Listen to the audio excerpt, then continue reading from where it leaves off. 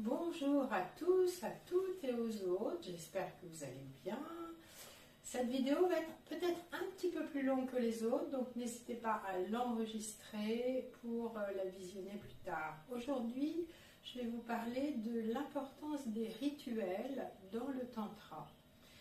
Si vous avez déjà fait du tantra, peut-être vous aurez remarqué que déjà la décoration des salles où on pratique le tantra appelle à quelque chose de l'ordre du sacré, du décorum. Il y a souvent des tentures, il y a souvent un autel, il y a souvent des objets particuliers, des statuettes, etc.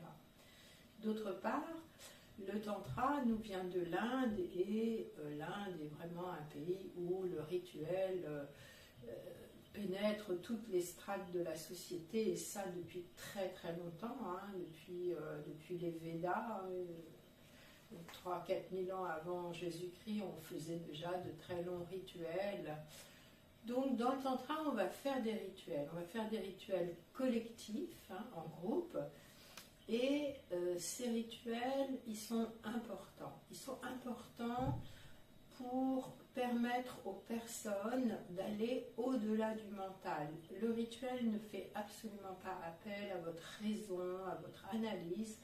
Le rituel, il fait appel à la symbolique, il fait appel à l'émotion, il fait appel à l'invisible.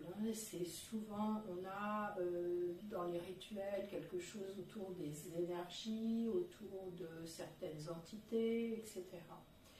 Donc, Jung disait d'ailleurs que plus une société est matérialiste, consumériste et technologique, plus elle aura besoin de se relier au symbolique. Et c'est vraiment ça le but des rituels, c'est d'amener une charge à la fois émotionnelle, avec une notion de sérieux, une notion de sacré, une notion de mystère aussi, qui va placer la personne dans un état de conscience qui va être complètement différent de si elle écoutait une conférence sur le même sujet d'ailleurs.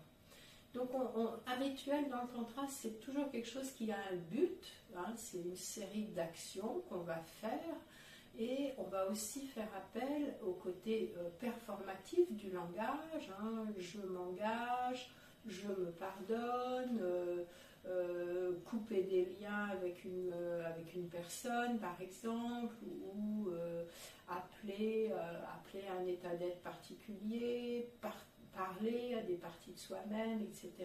On a plein d'objectifs pour ces rituels. Donc, c'est vraiment une part hyper importante du tantra, c'est tout l'aspect rituel. Et dans des stages du tantra, il y a au minimum un rituel par stage, mais parfois il y en a beaucoup plus que ça. Et c'est ce qui permet de parler à notre inconscient. De parler à l'invisible, de laisser émerger en nous-mêmes des émotions refoulées. Et puis c'est aussi ce qui va créer du lien avec d'autres personnes, c'est sentir que tous ensemble, toutes ensemble, on a cette émotion partagée, on a ce sens du sacré, on a ce sens d'honorer quelque chose qui nous dépasse, quelque chose de la transcendance. Donc c'est intéressant et c'est aussi possible, si vous le souhaitez, de faire des rituels chez vous tout seul ou toute seule, mais il y a déjà une petite habitude à avoir et c'est bien d'avoir pratiqué déjà en groupe avec des rituels qui sont assez classiques et que tout le monde pratique dans les stages de tantra. Voilà, c'est ce que j'avais à vous dire pour ce qui concerne les rituels. N'hésitez pas à liker, à partager ou à commenter ce post et je vous souhaite une très belle journée.